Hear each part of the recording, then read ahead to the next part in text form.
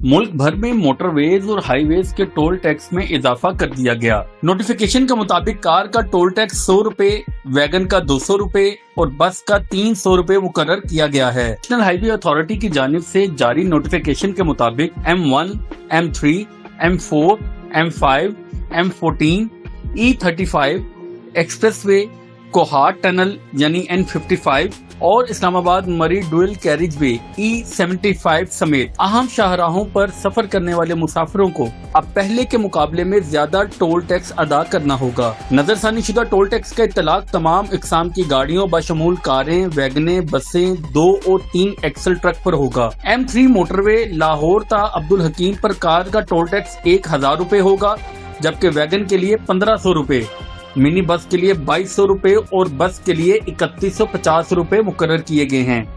M4 motorway पिंडी भटिया ता मुल्तान पर car का टोल टैक्स 1350 रुपए मुकर्रर किया गया है। वैगन के लिए 1950 रुपए, मिनी बस के लिए 2900 रुपए और बस के लिए 4050 रुपए अदा करना होंगे। इसी तरह M5 मोटरवे मुल्तान ता सखर पर कार का टोल टैक्स 1500 रुपए मुकर्रर किया गया है, जबकि वैगन के लिए 2200 रुपए, मिनी बस के लिए 3250 रुपए और बस के लिए 4600 रुपए टोल फीस मुकर्रर की गई है।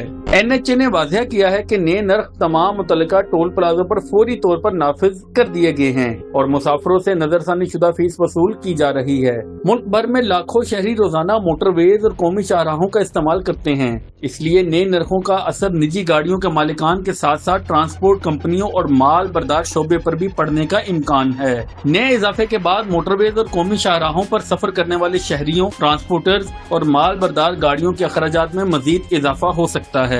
ट्रांसपोर्ट शोबे से वाबस्ता अफराद के मुताबिक टोल टैक्स में इजाफे के असरात किरायों और अशिया जरूरिया की तरसील के अखराजात पर भी पड़ सकते हैं।